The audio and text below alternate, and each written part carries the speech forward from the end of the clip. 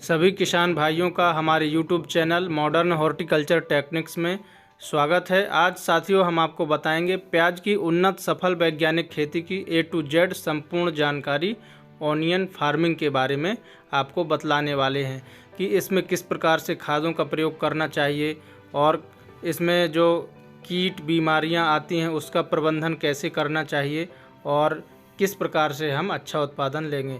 प्याज में सबसे ज़्यादा थ्रिप्स का प्रकोप बहुत अधिक होता है, इसको कैसे कंट्रोल करेंगे। दूसरा, पर्पल ब्लॉच ऑफ ऑनियन, इसकी बहुत ज़्यादा समस्या देखने को मिलती है। इस वीडियो के माध्यम से संपूर्ण जानकारी कवर और हम आपको क्लियर करके चलेंगे कि साथियों आपको कोई समस्या ना हो। प्याज की बुआई के लिए अनुकूल समय कौन सा होता है, तो इसके बारे में बात करेंगे साथियों।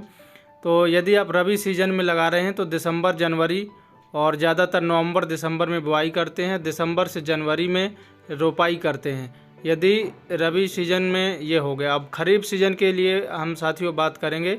जुलाई और अगस्त का जो महीना है बहुत ही उचित और अनुकूल माना जाता है, तो खरीफ सीजन के लिए ये टाइमिंग है। अब हम मौसम एवं जलवायु की बात करेंगे।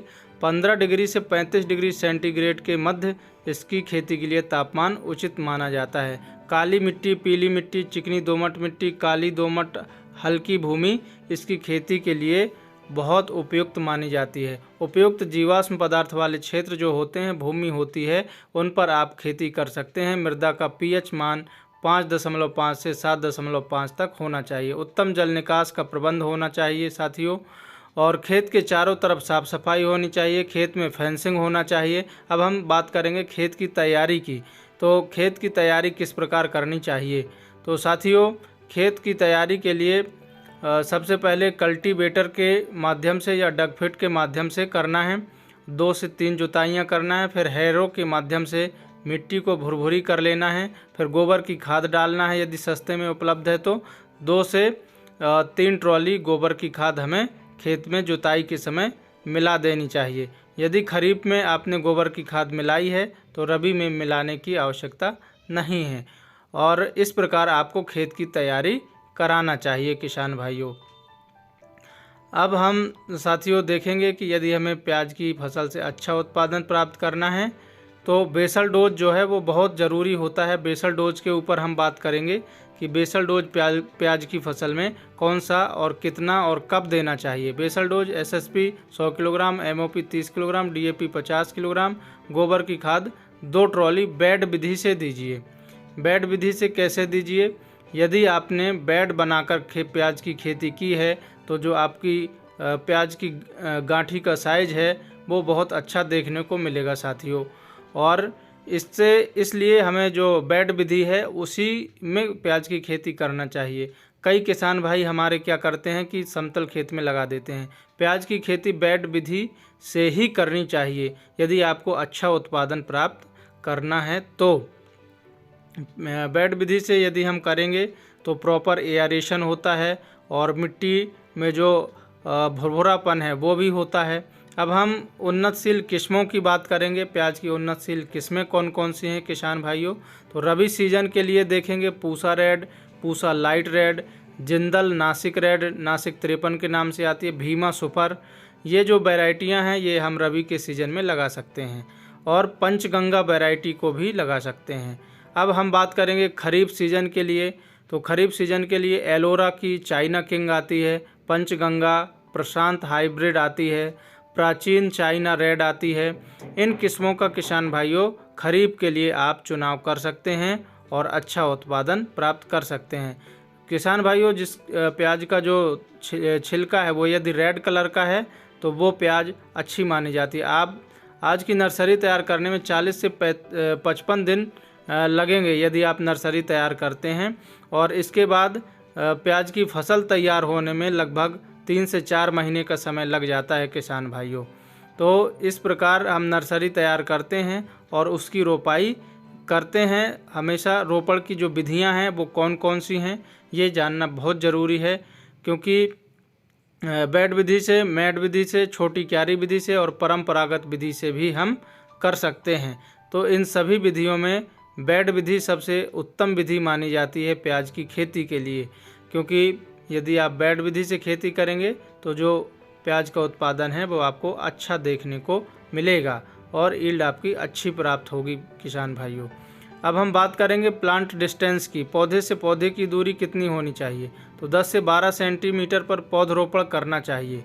यदि इतनी दूरी आप रखते हैं तो ये पर्याप्त मानी जाती है। प्लांट डिस्टेंस की बात करेंगे, पौधे से पौधे की दूरी 10 से 12 सेंटीमीटर, लाइन से लाइन की दूरी आप वीडियो में जैसा देख रहे हैं। सिंचाई प्रबंधन कैसे करें? तो सिंचाई स्प्रिंकलर से सिंचाई ना करें, इससे उत्पादन घटता है। आप ड्रिप से या फ्लैट इरिगेशन से सिंचाई करें। हमेशा किसान भाइयों ड्रिप का उपयोग करना चाहिए, जिससे पानी की बचत भी होती है। यदि किसान भाई सक्षम नहीं हैं तो बहाकर सिंचाई कर सकते हैं। क्यारी विधि से 15 से 16 दिनों के अंतराल पर सिंचाई करें, यदि आपने क्यारी विधि से सिंचाई कर रहे हैं। बीड कंट्रोल के ऊपर बात करेंगे साथियों। प्याज की फसल में हम खरपतवारों को कैसे नियंत्रित कर सकते हैं और कौन कौन से खरपतवार हमारी प्याज की फसल में लगते हैं या उगते हैं। साथियों, प्याज की फसल में जो खरपतवार नियंत्रण है, रोपाई के 20 से 25 दिनों में पहली और 40 से 50 दिनों में दूसरी निराई गुड़ाई कर देना चाहिए किसान भाइयों, और लेबर की सहायता से ही निराई गुड़ाई करनी चाहिए। अब हम बात करेंगे प्याज का जो बीज है वो कितना प्रति एकड़ हमें लगता है और किस प्रकार हमें रोपाई करनी चाहिए। तो प्रति एकड़ सीड्स की बात करें तो हमें 1 एकड़ में यदि पौधे रोपाई करना है तो 3.5 किलोग्राम सीड्स की आवश्यकता पड़ती है। जानकारी प्रति एकड़ की दर से दी जा रही है किसान भाइयों, इसको आप प्रति एकड़ ही उपयोग कीजिए। अब स्प्रे शेड्यूल की बात करेंगे कि कौन कौन से स्प्रे कब कब करने चाहिए हमें प्याज की फसल में, जिससे हमारा जो उत्पादन है वो अच्छा प्राप्त हो। तो साथियों, यदि हमारे प्याज की फसल में फंगस की समस्या है, थ्रिप्स की समस्या है और एफिड माइट्स इल्ली की समस्या है, पर्पल ब्लॉच ऑफ ऑनियन की समस्या है और पत्ते पीले पड़ रहे हैं और ऊपर से प्याज के पत्ते हमने देखा होगा कि पीले पड़ जाते हैं, और इन सुंडियों का जो प्रकोप है, सेमी लूपर है, और इन सभी को हम यदि कंट्रोल कर लें तो जो हमारी प्याज की फसल है वो हमें बहुत अच्छी देखने को मिलती है। स्प्रे शेड्यूल: फर्स्ट स्प्रे 15 से 25वें दिन करना चाहिए। सिंजेंटा क्वांटिटी 40 ml, साफ फंजीसाइड 30 ग्राम, यूपीएल लैंगोर्ड 30 ग्राम, स्टिकर 15 ml 15 लीटर पानी में घोलकर स्प्रे करें। और ये हो गया आपका पहला जो स्प्रे है वो 15 से 25वें दिन रोपाई के बाद आपको करना चाहिए।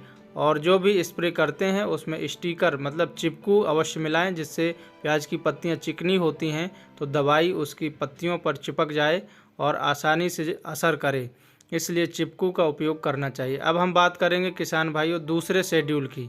तो दूसरा शेड्यूल 35 से 45वें दिन में करते हैं। घरडा की पुलिस आती है 10 ग्राम लेना है, lambda cyhalothrin 30 ml, Amistar top 20 ml, sticker 15 ml, और इसको भी 15 लीटर पानी में घोलकर आपको स्प्रे करना है।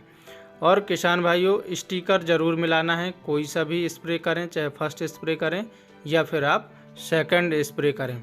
तो इस प्रकार से आपने यदि स्प्रे किया है, स्प्रे शेड्यूल का ध्यान रखा है, अपनाया है, तो जो आपकी प्याज की फसल है उसमें लगने वाले जो इंसेक्ट पेस्ट हैं और फंगस से होने वाली जो बीमारियां हैं उनको आप नियंत्रित कर सकते हैं और अच्छा उत्पादन हमारे किसान भाई ले सकते हैं। तो इस प्रकार से अब हम बात करेंगे इंसेक्ट कीट रेजिस्टेंट पावर आ जाती है, जिससे किसी भी दवाई को हम कंटिन्यू इस्तेमाल करते हैं तो रेजिस्टेंट पावर इंसेक्ट पर आ जाने से वह दवाई 10% भी काम नहीं कर पाती। तो इसलिए दवाइयों को बदल बदल कर स्प्रे करना चाहिए। एक दवाई को महीने में केवल 2 बार स्प्रे करना चाहिए। ये किसान भाइयों जानकारी आपको याद रखना बहुत ज़रूरी है, बहुत ज़रूरी है कि कोई भी दवाई तभी कारगर होती है जब हम महीने में उसका 1 से 2 बार स्प्रे करते हैं। इस प्रकार आपको स्प्रे शेड्यूल चलाना चाहिए। और इसके बाद किसान भाइयों हम बात करते हैं खाद शेड्यूल की। फर्टिगेशन शेड्यूल आपको कौन सा अपनाना चाहिए प्याज की फसल में, जिससे आपको उत्पादन अच्छा प्राप्त हो और जो प्याज की गांठी है उसका जो साइज़ है वो अच्छा आपको देखने को मिले और हमारी जो फसल है वो स्वस्थ तैयार हो। तो चलिए आइए किसान भाइयों बात करते हैं खाद शेड्यूल की कि कौन सा शेड्यूल हमें कब देना चाहिए और कितनी मात्रा में देना चाहिए। भाइयों जो कंद वाली फसलें होती हैं, कंद वर्गीय फसलों में फास्फोरस, पोटास और सल्फर की आवश्यकता बहुत अधिक होती है, क्योंकि जो सल्फ़र है ना किसान भाइयों, वो रोगों बीमारियों से लड़ने में मदद करता है। और प्याज की फसल में एलाइल प्रोपाइल डाइसल्फाइड कंपाउंड पाया जाता है, तत्व पाया जाता है, जिसमें सल्फ़र की मात्रा अधिक होनी चाहिए। इसलिए हम प्याज की फसल में सल्फ़र देते हैं। फर्स्ट खाद 20 से 25वें दिन देते हैं। NPK 10 26 26 50 kilo, urea 45 kilo, micronutrient अच्छी कंपनी का 5 किलोग्राम जड़ों के पास देकर सिंचाई कर देना चाहिए। जड़ों के पास क्यों देना चाहिए? क्योंकि जो फास्फोरस है और जिंक है और इनकी जो प्रवृत्ति है वो स्थायी प्रवृत्ति के होते हैं। सेकंड खाद 40 से 45 दिन बाद देना चाहिए।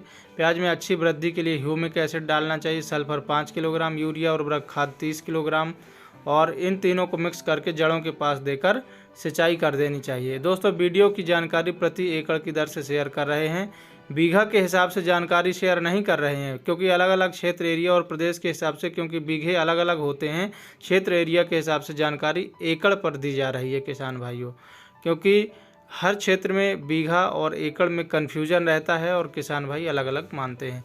1 एकड़ में 43,560 स्क्वायर फीट होते हैं। तो हम 1 एकड़ प्याज की फसल का जो उत्पादन है उसके बारे में किसान भाइयों बात कर रहे हैं। 130 से 150 क्विंटल 1 एकड़ में पैदावार होती है।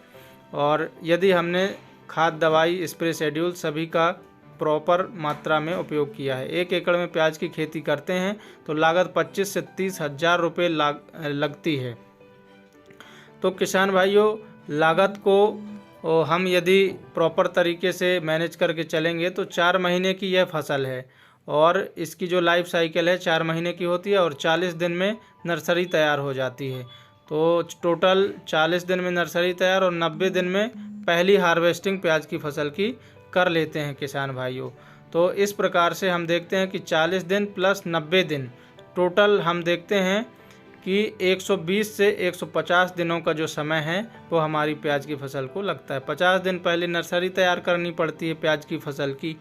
और इस प्रकार से यदि हम जब नर्सरी तैयार करते हैं तो नर्सरी हमारी साफ़ फंजीसाइड 10 लीटर पानी 50 ग्राम फंजीसाइड मिलाकर, मतलब पौधे जो नर्सरी वाले होते हैं प्याज के, उनको डिप करके लगाते हैं तो जो फंगस जनित बीमारियां वो कंट्रोल हो जाती हैं, जैसे पर्पल ब्लॉच ऑफ ओनियन और थ्रिप्स का प्रकोप, इनको भी हम कम कर सकते हैं। अब हम मुनाफे की बात करेंगे तो 15 रुपये का रेट मिला यदि हमें, तो 1500 रुपये क्विंटल, और 150 क्विंटल यदि हुई तो 2,25,000 प्रति एकड़ उत्पादन हुआ। मुनाफा हम लागत को घटा देंगे 30,000 रुपये को 1 एकड़ में जो आती है, तो 1,95,000 रुपये हमें 1 एकड़ से शुद्ध मुनाफा प्राप्त होगा प्याज की फसल से।